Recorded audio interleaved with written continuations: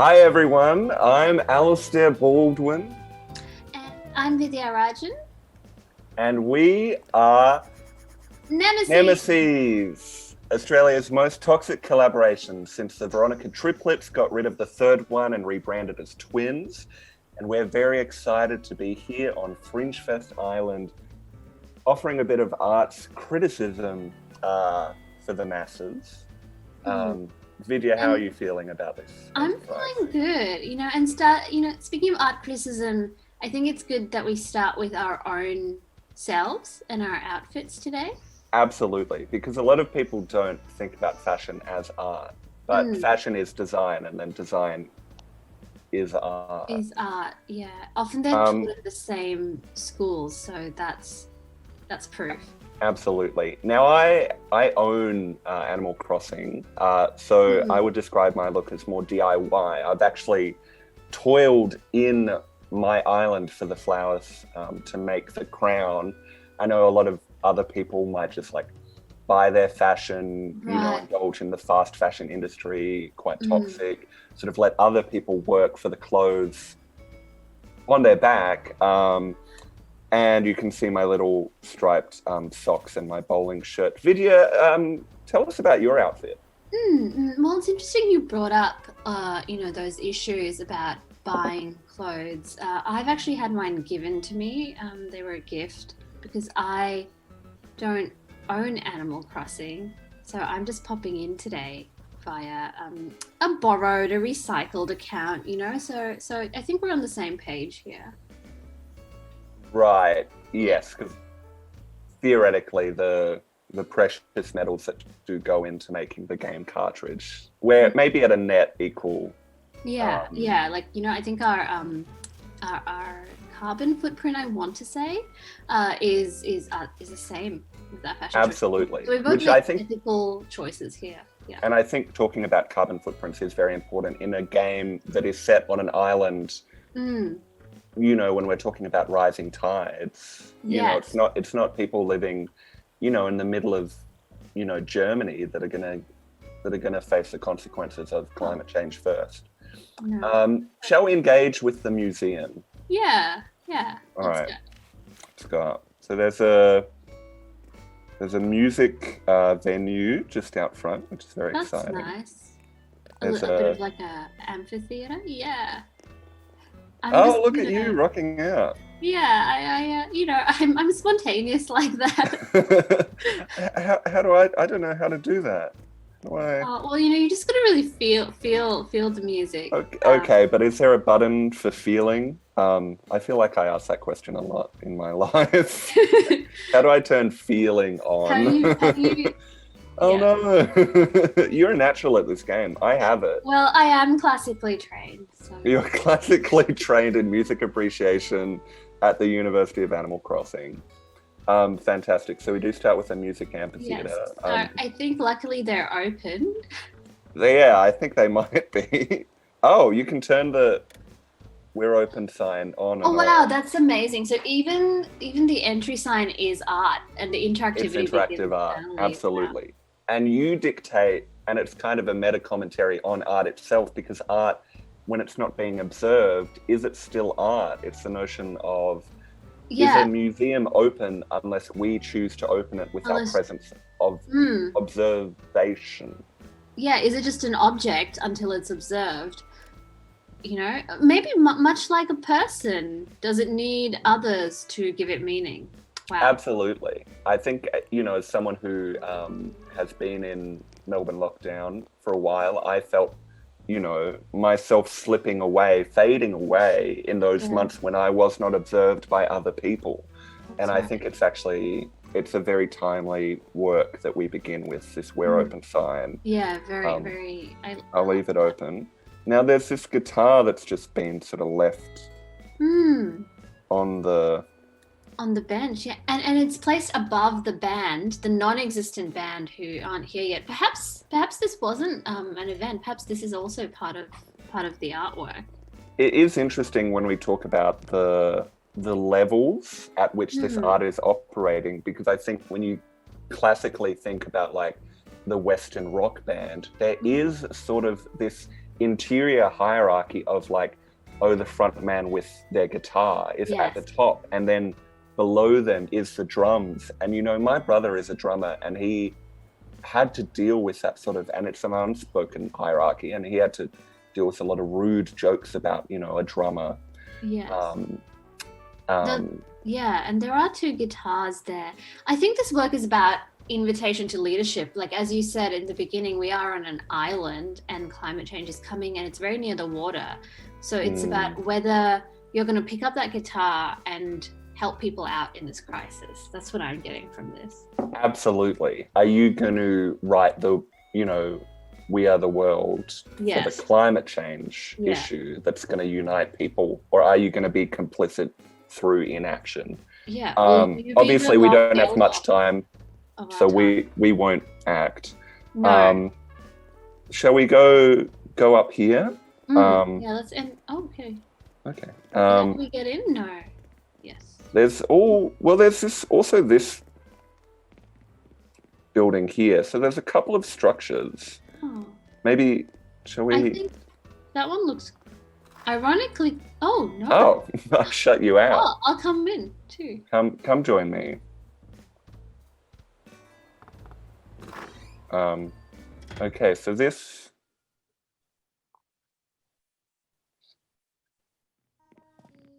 Fantastic. Wow. So it appears there's sort of a treasure map being used as a doormat. Mat. There's something going on there, just with the wordplay even. And then as you come in, you sort of, there's these, you know, these partitions that are sort of ushering you into another. Oh my God! Who do we have here? It's a Melbourne Fringe attendant. Amazing. Vidya, do you want to do a quick vox pop? Yeah, great. How are you? Hello, I'm good. I am the Melbourne Fringe Fest Island producer owner.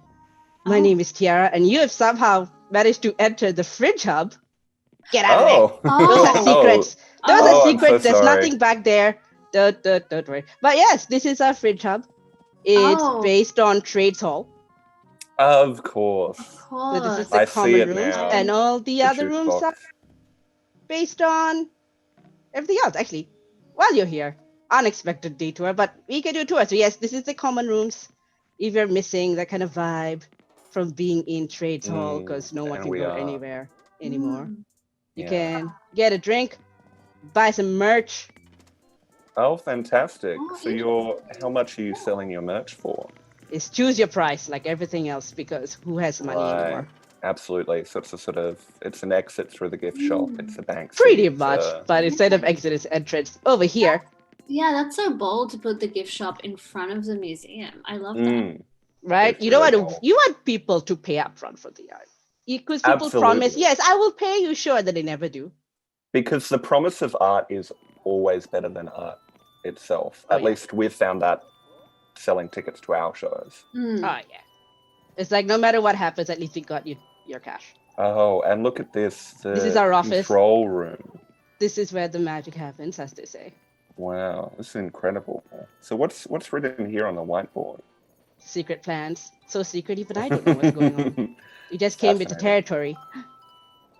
Oh, amazing. Fantastic.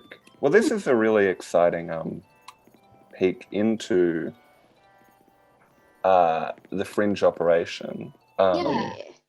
And, you know, I'm really a fan of an art that sort of shows it's working. Absolutely. Yeah. Show the themes. We're all about transparency here at ACNH Fringe Fest. Yeah. It's fantastic. Let's go up to the top building. Yes. Sorry. Right. I'll have a little peek. Yeah. Oh, it's just a... Okay. The green room, also based on Trades Hall. But it's very actually green.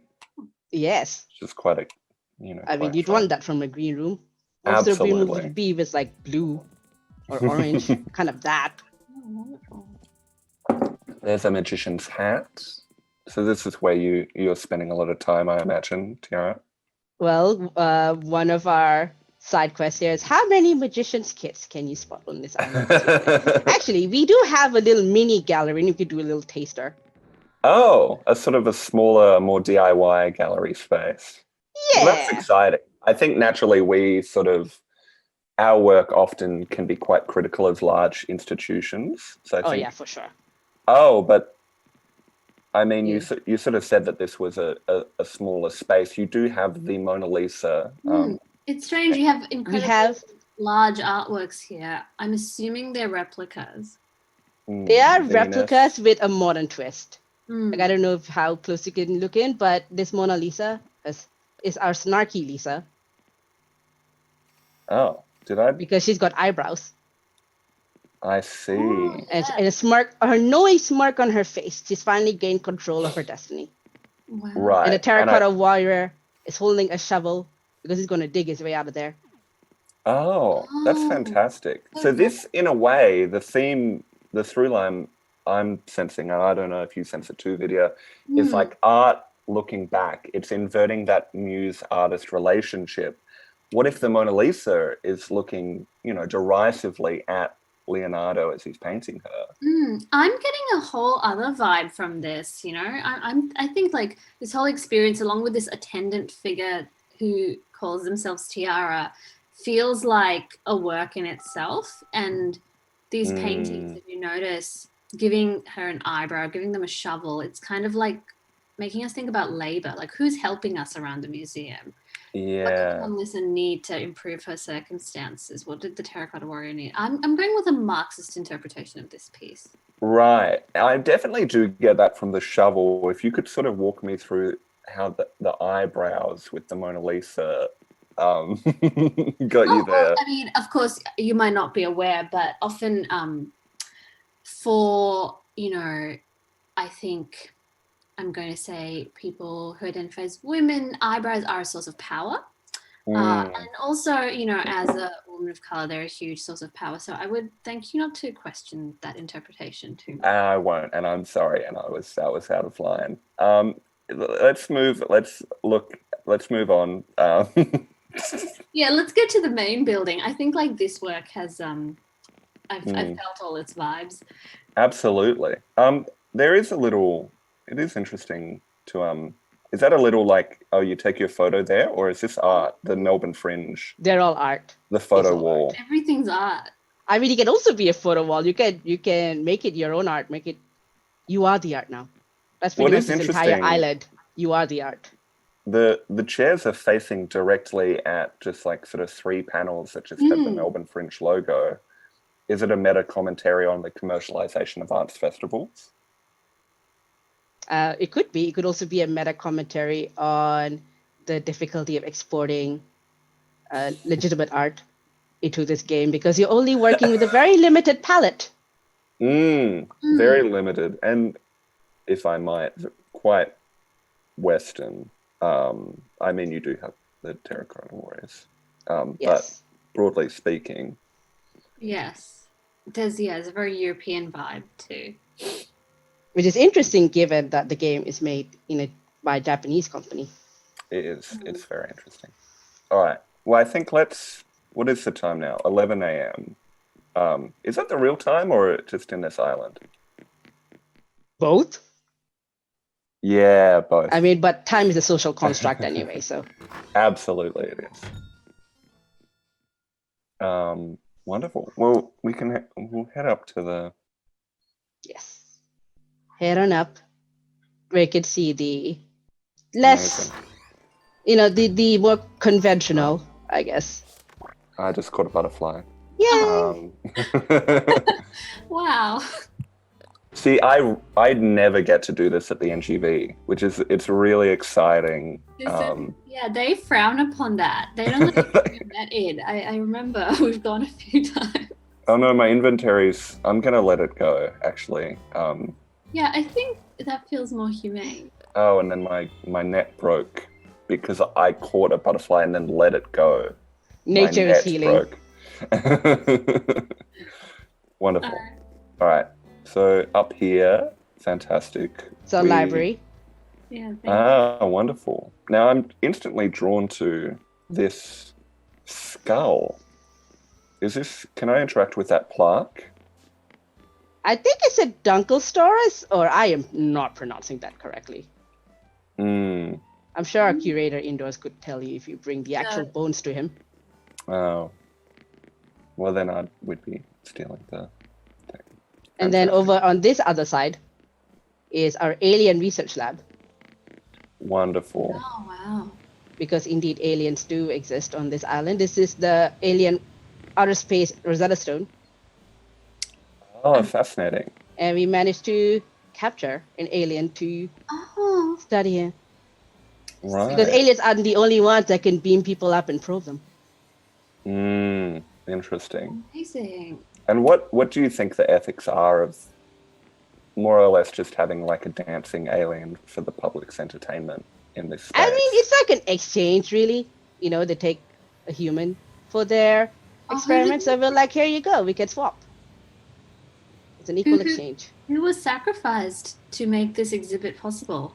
Which is a question we could ask of many art exhibits. Well, due to confidentiality agreements, we are not at liberty to provide this information. So often the way, yes. Yeah, we often find ourselves stonewalled by arts institutions when we ask simple questions about who died, who was abducted to make this possible. I mean, we do want to respect our test subjects' privacy as this time. Yes. It might come out later. They say.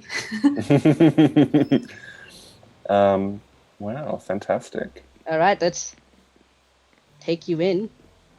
Yeah, wonderful. Thank you. Well, I don't know about you, Alistair, but this experience has already felt so immersive and artistic. I kind of Absolutely. Yeah, the extent to which this experience feels almost gamified is really astounding. I mean, gamification is the hot trend these days. Absolutely. Everyone wants it on that point. This is our curator, Blathers. Others. Blathers the owl. He loves his museum, but not a big fan of bugs. But will still get past his fear to tell you anything you need to know about any bug. That's really amazing. That mirrors, I have a fear of applause, which, as you can imagine, is actually quite hard in my line of work where I'm sort of showered in it regularly. So I really identify with this talking owl and, working through fear. I mean, you just gotta, the show must go on. The show must go on. Let's have a wonder. Sure, so this Vidya, is where the main art is. Great. Wonderful. We have a kind of rogue art dealer that shows up every other week. Not Now, sure when where you he say gets his pieces from, but a rogue art dealer. yes, a wily fox named Red. Right, who isn't able to provide basic provenance papers as to being they legally obtained.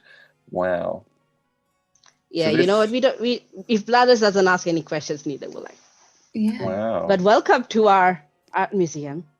Fantastic. I'm immediately drawn to the statue of, I believe, Remus and Romulus, the famous. Oh yes, the little twins sucking at the teat of the wolf. Yeah. Yeah.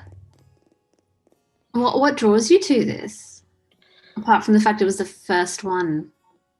Well, I think I'm drawn to the choice for it to be the first one because I feel like in an exhibition, there's the art itself and then there's the curation of the walk through the exhibition. Yes. And I often find the first piece that you see is trying to be a thesis statement on what they want out of this. And so I find it quite fascinating. Yeah. Yeah, perhaps it's saying that this is what our relationship to the rest of our time here needs to be. There are two of them and two of us. Absolutely. Are we Remus and Romulus, and then is Tiara the wolf? Is Fringe the wolf? Is Fringe the wolf? Is the building itself the wolf? Is the idea of art the wolf? Well, one of our venues is called Rabbits and Wolves, so possibly. Interesting. So we've sort of cracked it in a minute. Yeah. The secret has been revealed. Still keep going, but in a sort of Nicolas Cage fashion, we've cracked the hidden meaning behind these. There's another statue, the same one that was outside in the little Fringe hub back there. Yeah. Oh, yeah, the discus man. Yeah. Robust statue. Sorry, are you able to read this while I'm reading this? I've just realized it might be more convenient for you to read the plaques so that the viewers at home can watch along. Robust statue. Discobolus. Myron. Myron. Are you a fan of Myron's work? Critic? Absolutely, I think that's it. That's so nice that he's branched out into sculpture. Absolutely. Now I'm drawn to, because on the outside we saw the alien Rosetta Stone. Here we have the actual Rosetta Stone. Wow. And I think the curation to have both stones, I think maybe is sort of a meta commentary on the fact that throughout the universe more unites us and divides us. What's your read, Vidya? Beautiful, yeah. Right, and you see, I think that's Nefertiti at the front, if I'm not mistaken. I believe so. And I don't want to labor this point, but you will notice she has great eyebrows. And I'm doing the work and I'm doing the reading and I'm learning. And I feel like I know a lot more about eyebrows. And, you know, as a cis man, there's so much that I'll never understand. Although I do have great eyebrows. I don't know if that's... Yeah, I think they're great. And I think I do pluck. I do that labor because they do connect. But then also it's like, am I unpacking like what is so wrong with a monobrow that I'm forced to pluck? Yeah, I would love if you could live in a world where you were comfortable with a monobrow. Absolutely. Well, I'm noticing there's no works, maybe we'll get to them, there's no works by Frida Kahlo, who I think, you know, to what extent is the lack of her work not letting me feel safe in having a monobrow? To what extent am I not being met halfway? I mean, we might see some of... Oh, my God. Oh, wow. Look at this. Starry Night. What a fantastic 1889. Amazing. Wow, the artist apparently called this a failure. Did you know? That is interesting. That's interesting because... It's so weird because I feel like we always call everything we do a success. So imagine how famous our work will be in 100 or so years' time. Yes, I'm sure there won't be like an inverse relationship. No, I'm sure it's not the opposite of someone, you know, humble, actually being, you know, uplifted after their death rather than stomped down on for their vanity. Oh, fantastic. Vidya, is there any particular work that you're drawn to that you want to... I feel like this little boy with the red pants and the flute. It really, I'm drawn to it too. I don't know if I have a reference point for the Manet. Now, Manet is different to Monet. Yes. That's the only fact I know about Manet. Oh, wow. This is actually a young flute player in military uniform. So maybe we were drawn to it. I feel like it's poignant. He's about to go to war. He's learning how to play the flute to be the piper for the dead who are coming. Interesting. And there is sort of, if we think back to that iconic fable of the Pied Piper and the sense that, you know, to what extent is a pipe the tool of propaganda, which is leading, children, young people into to war. their demise, to war, for to example. War, really. I think when we think about the pipe and what it symbolizes, we can't help but imagine, like, are we the rats? Are we the rats? Yes, I often do. There's a question of our time. Are we the rats? It's the defining question of our work, I think. Yeah. Are we rats? And it's interesting how that became, not to center our own work here, but I think we've deserved it in our work. Well, there's your recent iconic game for Liminal, which I still have not been asked to write for. I don't know why. But there's your recent interactive game for Liminal, which quite iconically features a golden rat. Yes, it features a few rats, actually, depending which branch narrative you go down. Well, I only played it once through us. Well, bitter, because yes. And I'm sorry for you, but also I accept that.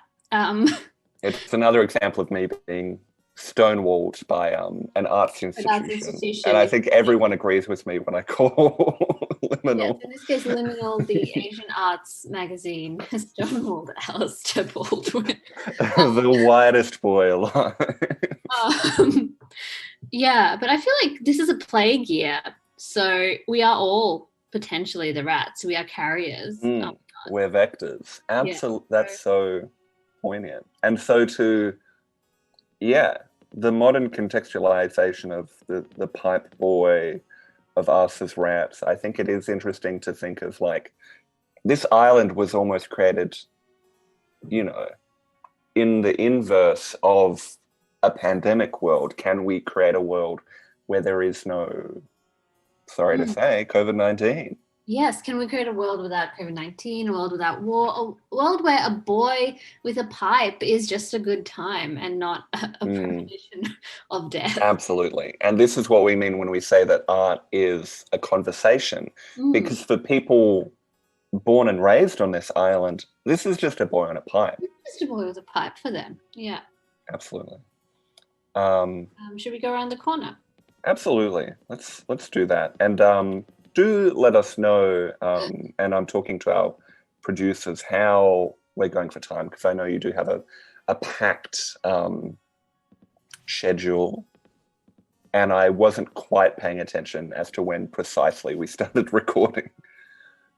I think the art's just been so powerful that I haven't been able to keep track of time. Yeah, absolutely. I mean, you could go for at least another 15 minutes or even longer. We are pretty flexible. I just want to say, though, that if you were talking about golden rats, you've got something just as gold, just to where I'm running off to. Oh, wow. Okay. So you can interrogate that. Not a rat, but still very gold. Oh, my word. Ooh, yes. I love this look. Oh, my God. How can I get this look? Who is this? King Kamehameha the First. Amazing. He founded the Kingdom of Hawaii in 1810. I love that. Wow. With many lays. It's not June the 11th, or we could offer a lay. Absolutely. Unless, yeah. What do you think of? I feel like this look could come back. It's beautiful. I think so, and I'm sure for many Hawaiian people it never left. It went away, yeah. Thank you for saying that. No. I didn't want to, make you feel bad, but I think, for many Hawaiian people it never went away. No, it went away, yeah. And again, where I can't help but acknowledge, what are the ethics of this being in this museum? And right next to those European paintings in the background. You could read it positively as sort of like a triumph or a threat, because this is clearly the most superior. Absolutely. Yeah. And it's like, it's right in the middle of an intersection of like different paths through the gallery. Like you could, go the Van Gogh route, or you could go the other route, but like whichever way you go, you can't not come into contact with the statue of Kamehameha. Kamehameha. So it is an interesting sort of read on the situation. We have another girl with the pearl earring. Oh yes, famously. Sorry, I keep forgetting that we can't. You need to read the plaque That's for all right. the viewers at home. Well, I think you were right. It is girl with a pearl earring. Circa 1665. Some people call her girl with a turban. That's interesting. Because that is the more prominent feature. Yeah. Why are they focusing on the earring? Yeah, When the it's such a plaque seems minuscule- obsessed with the earring. It says the only question is that a real pearl earring or something else? I don't know what it's implying, but I did. Is it cum? Is that what? I mean, I'm just gonna pop in like a rando and point out that we do have our like alternative version of Girl with the Pearl Earring, which you might have seen upstairs in our Fringe Hub, has a star earring instead. Oh. Starfish. So if you're obsessed with the earring, what do the different earrings represent? And I run off again. Interesting. Interesting. And yeah, interesting. The sort of role of the tour guide and the sort of it is interesting just popping in, giving us a prompt and then leaving us to ruminate. I find quite fascinating. It sort of turns the whole space into an immersive art experience. Yeah, I think whoever's playing them is doing a great job. Like I can't tell the performer at all. It's unclear. Look at these huge works that we have here. Yes.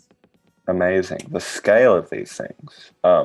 That said, I'm not quite sure of the scale of humans in this game. I can't imagine they're to scale properly. Certainly the heads are not of a standard proportion for most people. I love the heads in this game because in real life I have a small head and it's nice to feel this alternate reality. I feel like, and that's what this game does best, and this art gallery is doing. Yes, art, Alistair. Thank you. The typing interface is actually not super easy to use, so I am mainly just saying what you need to say. Right? I think I did. But yeah, letting you imagine. Moose. I'm going by Moose for this game. I just thought I'd try a new nickname. I feel so I often get vids. And yeah, you wanted something completely different. Yeah. Moose. Do you think it's working for me? Do you think you could call me Moose from now on? I reckon I could get around that, Moose. Yeah, absolutely. I'm into that. Now I feel it's almost hack of me to have my own name in this game. Oh, look. Oh, hello. I again am popping in because I was very curious about your discussion about whether humans are proportional in Animal Crossing. It's amazing that you can hear us no matter where we are. I mean, the world, it's an art gallery. It echoes. But here's another prompt for you. It's not exactly an art gallery, but we do have the Museum of Natural History downstairs. Oh. And part of the museum includes tracking the evolutionary history of everyone that lives on Animal Crossing. Well, let's go engage with that, and then with our last little few minutes. Sorry, am I going the right way? You are. Just head out, and then downstairs. Wonderful.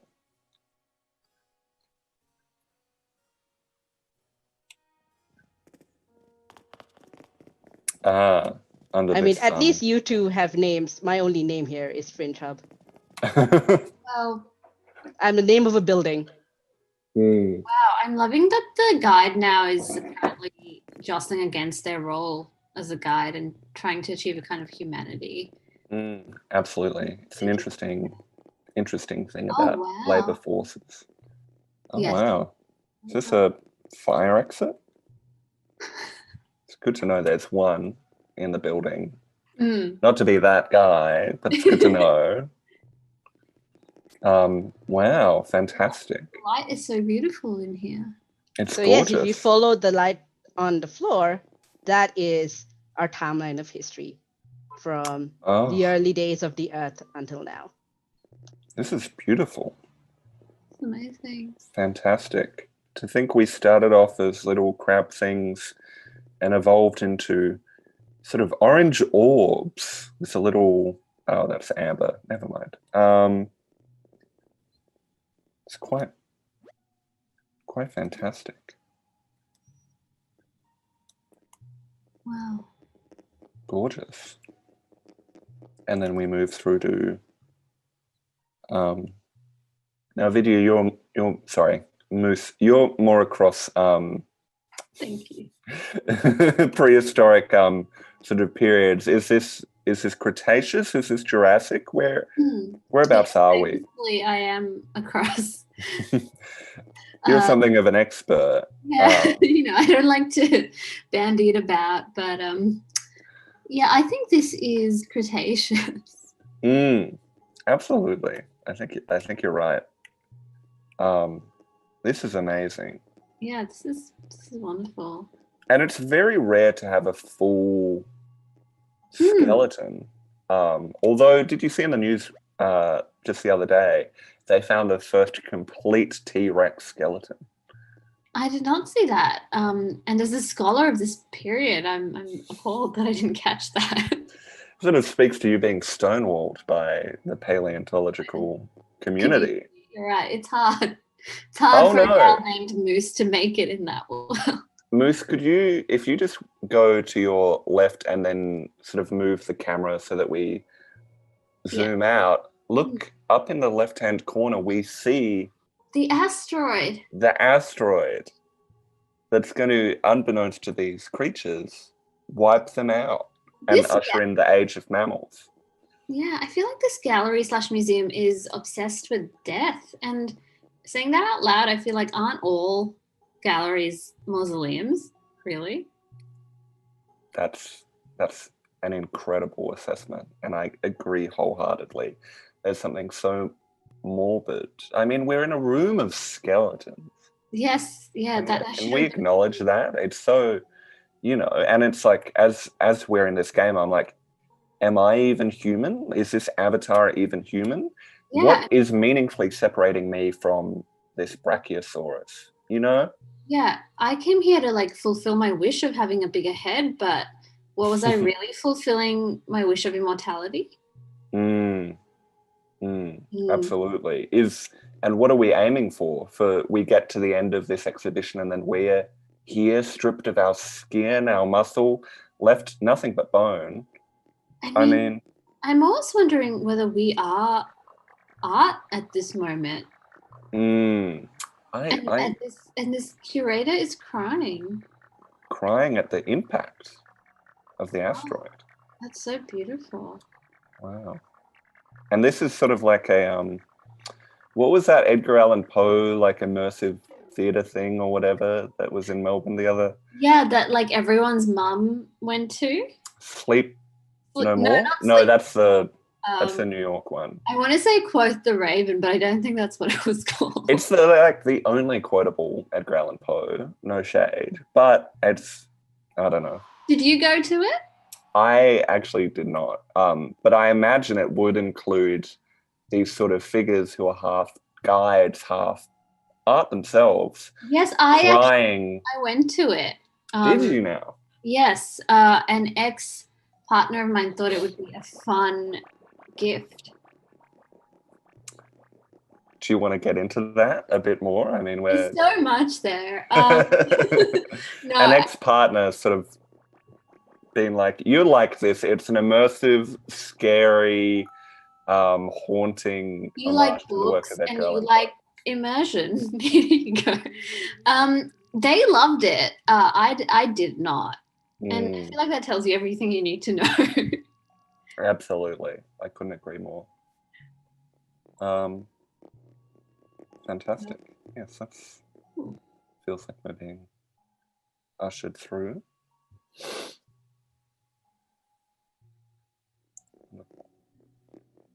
I'm just gonna say this beats the Edgar Allan Poe experience. Mm. Hands down. I recommend one of you go upstairs and one of you go downstairs and walk in sync. Well, I've just got a package arrived. So Vidya, if you could take the reins, sorry, Moose, if you could take the reins, I'll be right back. I ordered some linen bed sheets. I'll be right back. The intrusion of the real world, a reminder that you can't stay in utopia forever. Well, I guess I'll wait for Alistair to return if we need to walk in sync. Is that right? Do you recommend that? Well, he's back now. I'm back. Sorry, let me. We're walking in sync, so you need to. I think you're downstairs and I'm upstairs. Ah, right. Oh, so I'm. What do you want? Down here, and then. Yeah, and then we walk. Yes. Ooh. You can see now if you track the lines, these are all your ancestors. Oh wow! All of that from the Ammonite and the Amber down to the T-Rex and the asteroid impact. It's all led. Oh my word! To all of the different citizens. Yeah, it's called Animal fantastic. Crossing because everyone in the your neighbors are all animals, and then you get to us. Oh my word! And if you stand there, oh my god, you are now the spotlight. You are now also part of the art. Oh my god, that is. This is so profound. So profound. To chart. I'm genuinely moved, and that skull in the foreground. Oh, it's beautiful. Wow. What a poignant end. I can't help but be mindful of also, the time. It feels like a wonderful end to this, to have become part of the exhibit and then to be watched by people as we do this. It's just resonating on a few levels. Absolutely. Yeah, we're in an art museum, in a game which is art, being broadcast to a Fringe festival, which is art. And then the viewer themselves, the process of watching a live stream is art. It really is like a Russian doll. Yeah. I think we're gonna maybe leave it. I think I just need to stand in this profound experience for a while. Absolutely. Likewise. Thanks so much to everyone watching at home for going with us on this profound experience. I hope you've experienced even a tenth of what we're feeling right now, to be to have a mirror held up to our own humanity, or humanity is not even quite the right word, to our own existence within a ever-expanding chain of life and death. I've been Alistair Baldwin. And I've been Moose. Good night, Australia. Good night, Australia. When is this? The morning, probably. Good night.